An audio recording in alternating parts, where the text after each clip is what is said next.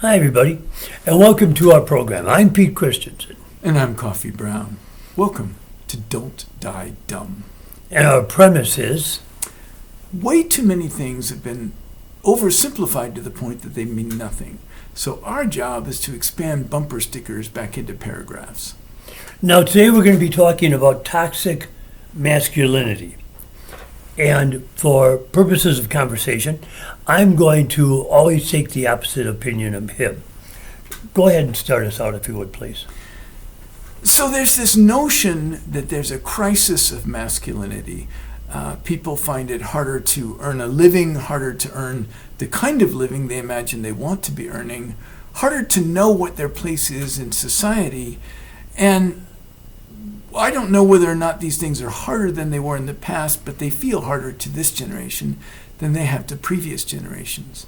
And a lot of young men are trying to resolve this discomfort by adopting 11-year-old boys' ideas of masculinity.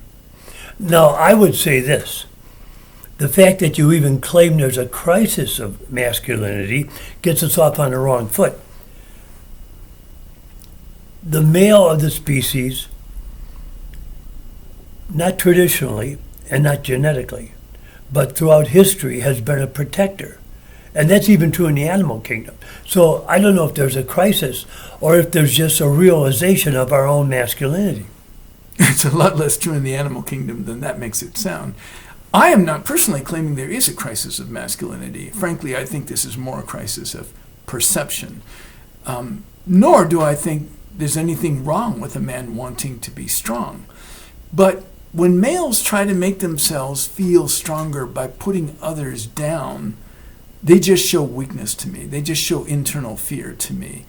The males who are really strong are men who make the people around them feel safe and supported. The kind of guy who can fix a car or who can help you move your household is a very different than the kind of guy who goes to an Andrew Tate school and learns how to beat up strangers. Yeah, but now we're under attack simply for being ourselves. Okay, I'm driving a Ford F-35,000 or something of that nature.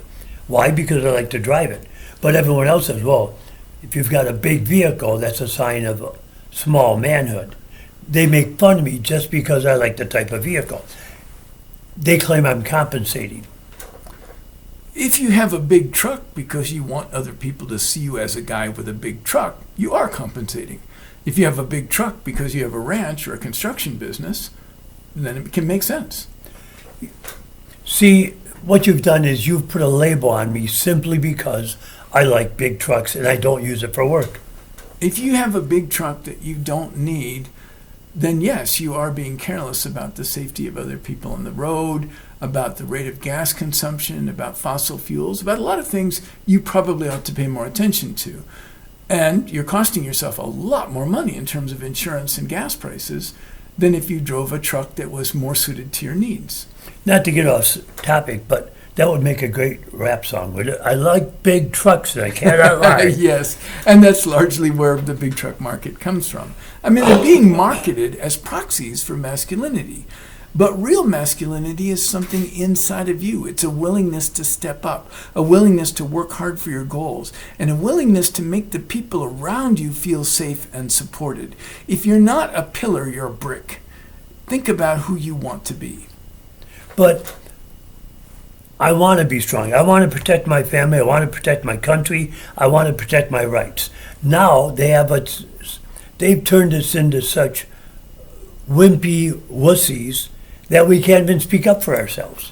We are the mightiest military the world has ever seen, and American soldiers, one by one, are already the toughest in the world. Hegseth is not doing anything to improve that by telling the military that they're a bunch of wimps.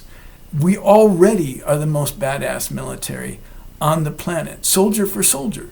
And it's partly because our training is so rigorous. An average Army person now can run a marathon. An average Army infantry guy can run a marathon. That's pretty impressive. Well, I can run a marathon. I just can't finish it. But let me say I can drive a marathon. Okay. So now you attack Pete Hegseth, and what he's doing is just identifying what we are. No, Pete Hegseth is identifying an 11-year-old boy's comic book image of what a man ought to be. And because of that comic book image, the greatest threat to American women is American men. There is something deeply wrong with that model of masculinity. And a strong man will fight to defend himself, but he doesn't go looking for fights. He doesn't need to prove anything. The kind of man who needs other men to see him as a bully is inherently flawed. He's so deeply flawed, I don't know if he's salvageable. This is the problem with the Andrew Tate model of masculinity. The only way to build yourself up is to tear others down. But I am so strong, I've spent my whole life lifting other people up. I have the spare horsepower for that. Do you understand that what we've done wrong with male masculinity in America, As opposed to female masculinity? and there is that. Okay. But let me say this. Since the 1960s, we've gone out of our way to promote the anti-hero. The guy that doesn't follow the rules, that goes his own way, that's fiercely independent. So that suddenly we're cheering for the bad guys and we're putting down the good guys that are on the front lines and willing to fight for our country and for our flag. I agree with all of that, actually. I don't see how that feeds into, and that's why I'm going to go to a mixed martial arts studio and learn how to win fistfights by the bike rack. That is, I mean, there are some real advantages to martial arts. I'm a big fan of them. But learning how to win fights by the bike rack isn't particularly relevant to the modern world. But this is what's happened. You can call us any name you want, anytime you want, and if we fight back, then we're bullies. Who's us?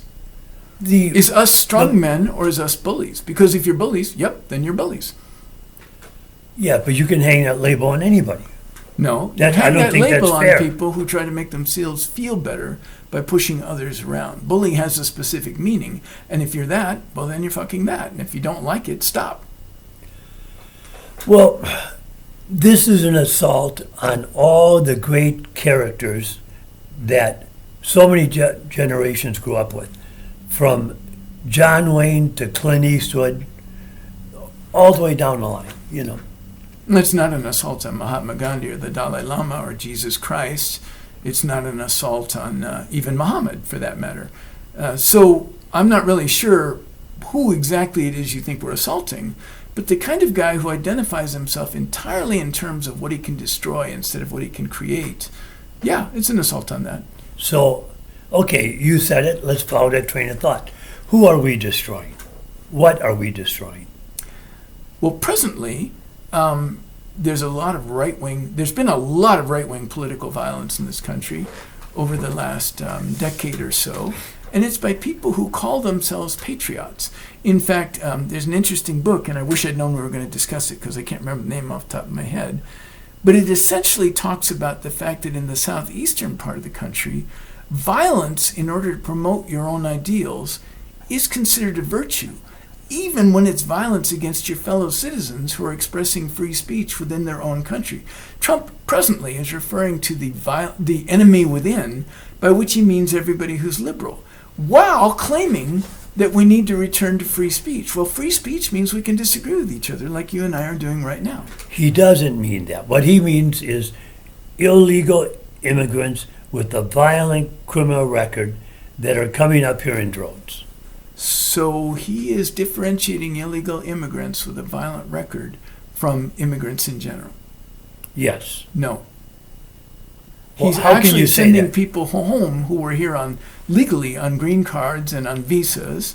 He's reversing many of the HB1 visas, and he wants to revoke citizenship for people that were born here, were not born here but were naturalized.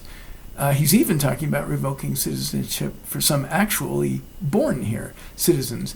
And he wants to revoke birthright citizenship, which honestly is a discussion I think we could have on a different podcast, but it's not something that can be done by fiat, by an emperor or president. All of this ballooned. It didn't start, but it ballooned during the Biden administration. How so? We had caravans of literally tens of thousands of people coming up here, and the border was porous. It was a civil. So allowing anybody somehow to come. we've segued from what does it mean to be a real man, my argument, that you are a source of support and strength to the people around you, to Biden had caravans of migrants crossing the border. It actually wasn't like a historical high, but it's higher than now. And yeah, I think that Trump's policies have reduced immigration, but we pay a high price for it. Look at these armies, literally our army, marching through peaceful cities. A police state is not the same as rule of law. And by the way, here's a test of hypocrisy you can do for yourself. Are you a hypocrite? Am I a hypocrite? Is Pete a hypocrite? This question can be answered. You think you're not a hypocrite. Take some statement and reverse it. If it was the left doing it rather than the right, would you still support it? If it was the right doing it rather than the left, would you still oppose it? And if the answer is you would change your mind depending on who said it, then yes, you're a hypocrite, and you either need to get rid of your mirrors or shape up. Okay, we've gotten off topic. Let me say Yes, this. we have. What do you think? And before I even ask that question, let me say this. You're trying to take away our guns. You're trying to make... What did I say about guns? You're Why did trying those enter the to- conversation? That's what the left always does. They're trying to I'm take not away the our left. guns. They're trying to manipulate us into being housewives. I don't want to be a housewife Why not? because that's not what a man does. I'm here to protect and to earn. I'm the bread earner. So you'd like to have a wife who's a trad wife and who submits to your will and takes care of the house. I don't want to suppress a woman's will. Well, they do. But if They do. The men we're talking about do. if You're going to take that position, that's where you're at. but most women are happy to raise children and take care of the house, to split the work in half. It's probably fair to say that most women want to have children. Most humans do. Would they be happy to split the work in half? Yeah. But even nowadays, even in liberal households, the women do by far the lion's share of housework, even if they also have full-time jobs. And that's not counting kids. Have you ever heard a man say, I'm babysitting the kids this weekend? You're not babysitting, they're your children. Well, you're manipulating what I'm saying here. Tell us, as long as this is our subject, how do you see modern man and still be masculine? You're trying to make us all transgender. You know, that's what we had, our problem with the transgender community, and that's our problem. Kids go to school, they get educated to turn gay. So transgenders were not even on my radar in this discussion. I definitely don't want to turn men into women. And in ways that are hard to define, it means a lot to me to be male. But what I am saying is that when men focus on destruction as proof of their strength, rather than construction or support, that's when it becomes toxic. If you're building yourself up by tearing others down, then I know that you're afraid of yourself, that you're weak inside. I think that's a common misconception. You know, Okay. that anybody that's loud and proud and sure of himself is actually pushing people away because I didn't say he's if you're weak. confident, you're weak inside. I said if you're building yourself up by tearing others down. And we don't do that. Toxic men do. They want to control their wives. They want to control their children. The toxic guys are the guys who, sorry about this, hey, Bob, good to see you. It's really good to see you. And they do this whole alpha male control thing, right? Well, they're acting friendly, but what they're really doing is invading your space and trying to show off that they can do that to you. It's a dick move, okay? Toxic males are men who try to assert themselves by diminishing others. And yes, I do stand by that as a definition. I always thought when, and you may have heard something to this effect, when a man's insecure, he'll hug you and pat you on the back and give you the I'm not gay pat on the back because he's got to reassure himself. He's also trying to establish position by doing that kind of shit. He's You invading think your so? space, and in a way that's hard to retaliate against. You could have thrown my arm off just then, but it would have been an oddly aggressive move. And I'd have been like, hey, dude, I was just being friendly, right? Yeah. And it's just a stupid, shallow move. And then, when you're 11, I get this stuff. I mean, I remember being an 11-year-old male. but I outgrew it. And the problem is that as a nation, we have a guy calling bearded soldiers beardos, right? We have the head of the armed forces calling soldiers who are wearing beards that are within regulation beardos. And we have the subordinate to the president calling his own generals fat. I don't remember seeing any of them as large as our president. But what kind of nation are we going to have when you turn us all into sniveling guys that go up and have to ask their wife's permission to do anything? We'd be a sniveling nation. Why is it better that the wife has to ask our permission? I didn't say it was. So that is my point. So there is one type of household which is pretty traditional, where the man goes out and he's the breadwinner, the woman stays home and raises the kids and takes care of the household. And if that deal works for that couple, I have no criticism of it. I actually think a mistake of feminism was to make women feel bad if that's what they wanted. And I personally know women who want that exact deal, who want to be spared having to go out into the workplace and are glad that their husband wants to do it. My point is, if that's not what the woman wants, we shouldn't be pushing her into that box. Well, certainly not, but there is. You say certainly not, but in the Andrew Tate world, can't you control your woman? Okay, who is this Andrew Tate? You don't know who Andrew Tate No. is? So this guy is a guy from Eastern Europe, but he's super popular around the world with young men who don't know what real masculinity is. And he's offering them the comic book version of it. He's a mixed martial artist. He and his brother are both mixed martial artists. And apparently they're both quite good. I wouldn't like to get in the ring with either one of them. Mm-hmm. But he's also wanted in several places for child trafficking and sex trafficking. And he preaches a very simplistic version of masculinity that basically says the only way to know that you're a man is to be able to beat people up and to control women. And that women, I love women, I respect women. I'm speaking in Andrew Tate's voice right now. But sometimes you have to slap them around just a little to show them their place, to remind them of their place. He actually said that? Yes. You sound like the people that now have all these bad things to say about Charlie Kirk after the fact. I don't know how Charlie Kirk got into this, but whether Charlie Kirk is a good person or a bad person, and I'm not going to pretend I know enough to judge the guy, mm-hmm. But if Charlie Kirk promoted hate speech, yeah, he's an asshole. And if he didn't, then that's great. But either way, I definitely wouldn't endorse political violence. And now we've segued, so I'm going to mention something I read recently, which is that in a poll I was just looking at, I don't know how representative this is, but I would have referenced it if I'd known it was going to come up today. But apparently about 30% of Americans are starting to think that political violence will be necessary to resolve the current crisis, and it is a crisis, of constitutional democracy. I disagree. I want to use this platform at this moment to say political violence from either side, for either side, is not going to resolve this because it always results in a meaner dictator. Okay? There's only one revolution I've ever heard of in the history of the world that had a good outcome, relatively good outcome, and that was the American Revolution. If you're a Native American, you might find that one a little bit iffy. Also, if you're an African American, you might find that one a little iffy. But it resulted in a democracy that until a few years ago was the model for the entire world. But that is one single revolution. The track record for revolutions is things turn out much worse, not better afterward. Let me say this.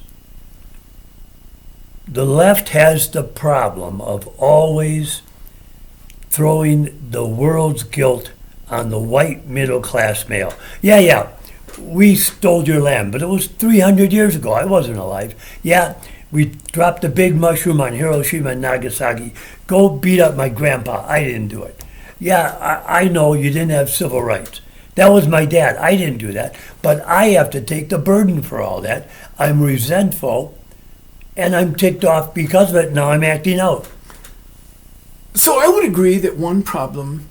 So first of all, I'm not casting myself as a representative of the left. I tend to not be a representative of isms at all. Are you a moderate? I'm more an independent thinker. I'm not necessarily moderate in every view, but I'm independent. Is that a cop-out? No, I don't think so. I think getting a pre-made package of ideas from anybody is a cop-out. Okay, so if I have a conservative idea and it's a good one, you'd go along with it. Yeah, sure. In fact, there are a lot of good conservative ideas. You and say I hope we that. get a chance to discuss them. Yeah, well, Okay. you say that, but we'll see. We'll see. Yeah, I absolutely. interrupted your thought. Go Going all ahead. the way back to that. Sorry, where did I leave off? You don't want to play hockey. You don't want to play football because they're manly events. Actually, you want to play paddle ball and tennis. I never learned to play hockey because I can't ice skate, but I enjoyed football. I was never good at it, but I did love going after that quarterback, I got to say. And I loved doing martial arts when I did it, you know. I was no Andrew Tate. I wasn't in, his league or Joe Rogan's league. But I enjoyed it. Back to the statement. You rest the guilt of the entire world on the white middle-class male. Oh, that's where we were, yeah. No, so I agree that blame shifting isn't a good strategy. I don't care which side does it. Blame shifting isn't a good strategy. When something goes wrong, my first thought is not who can I blame, but why did this happen? Sometimes that leads to a person. Sometimes that leads to a group. Sometimes that leads to a system or other things. A lot of it is just our own psychology. We want simple answers, which is why we're doing this podcast. We're trying to unsimplify some of the answers that people have settled for because they hide more than they reveal. And when you're personifying, when you're characterizing modern male masculinity, tell me how your view is different than mine. Because what I see of your view is you want to vaginize us. You want to feminize us. So yeah, you've mentioned that several times now, but none of my language has included that. So I'm not saying you shoot your I whole would say crowd. modern masculinity. I would say that when we talk about masculinity, we're looking at a box of stuff that has some good things in it and some bad things in it. And I would like to keep the best and get rid of the worst. So the kind of masculinity that says, I'm going to go out and commit genocide so I can claim more land for my king, that's bad masculinity. But the kind of masculinity that says, I'm going to take personal responsibility for upkeep of my home and my house, for developing the competencies I need to function fairly independently, and for helping my society to be stronger and safer, yeah, that kind of masculinity I deeply admire. Well, there's an irony here in the fact that you want to protect your country, you join the service. And when you do, you take an oath to follow orders. Yeah. Whether the orders are good or bad. Right? Now that... But you trust your country to give you good orders. A country that's too shallow can't live up to that trust. So, we saw this play out at the Nuremberg trials. I was only following orders. Yeah. And we said to them, when orders are as bad as this, you shouldn't have followed them. That remains true. But isn't court-martial oftentimes a firing squad event? Can't they put you before a firing squad when you get court-martialed in times of war? Yes, they certainly can. So what choice do we have? Be a martyr for the cause? We have to do it. We have to follow orders. Well, if the choice is between gassing a bunch of innocent people in a chamber or facing a firing squad, I would like to imagine that I have the moral courage to face the firing squad. And after the fact, if we lose that war and they call me to account, that would be the choice I had. Either be a murderer or be murdered. And I guess if those are my choices, I'd rather be murdered than be a murderer. But killing someone in self-defense would be entirely different.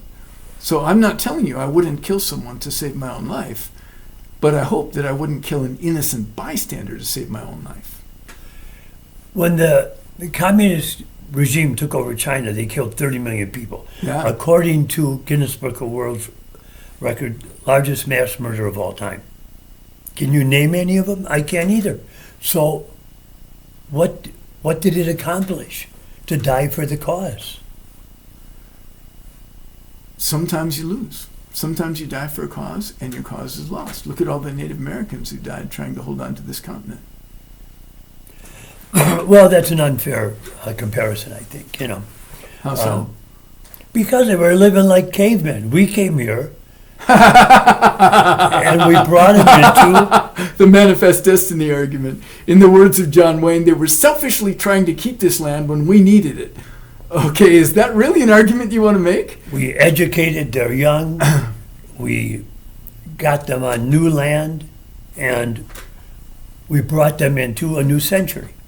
We got them onto new land because it was land they wouldn't have chosen to live on if they had a choice. We gave them the worst land in the country. And then when we found things like silver or gold or uranium there, we moved them again. After we had agreed that it was their land, we said, oh, wait a minute, we didn't realize there was something nice there. So we went and took it back. This is not really a path you want to go down if you want to talk about American pride. This is not going to lead us to proud places. Well, I think you're off point here. Let's get back to toxic masculinity, okay? Okay. What is the cure, if you think you know the cure? The cure And do is... we need to be cured? I don't think we do. Okay, the cure, if we need to be cured, which I think we do. Well, I don't think we all do. I think not everybody drinks this Kool-Aid. But for those who need to know what grown-up masculinity looks like as opposed to toxic masculinity, we have role models like Robert Redford or Keanu Reeves, people who are not particularly ideologues, but they manifest strength and power in the world through what they contribute rather than what they take. And they earn respect by giving respect rather than simply demanding it. That's a big difference between how a child... When I was 11, I just wanted people to respect me. It didn't cross my mind that I had to earn that respect. And this is the problem with toxic masculinity. You beat people into respecting you rather than actually earning their respect. That's not respect, that's fear. Right, I completely agree. Thank you for and- taking my part. And sometimes you have to rule by fear. When do you have to rule by fear? When is that ever the right answer?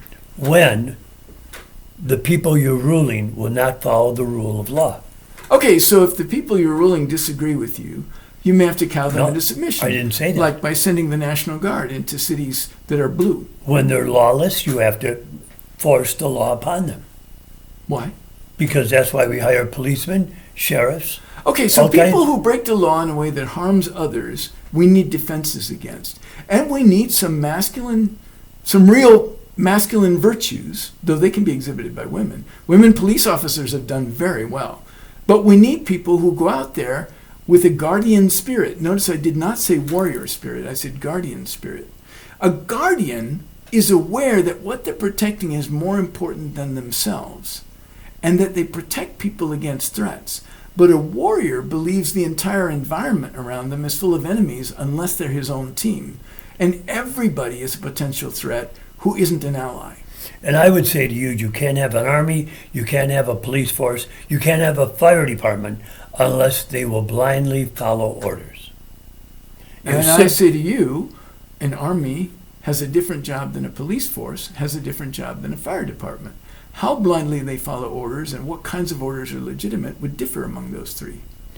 Well, that's our time for today. I want to thank you for watching. I hope you watch us again. I'm desperately wanting to make this disclaimer.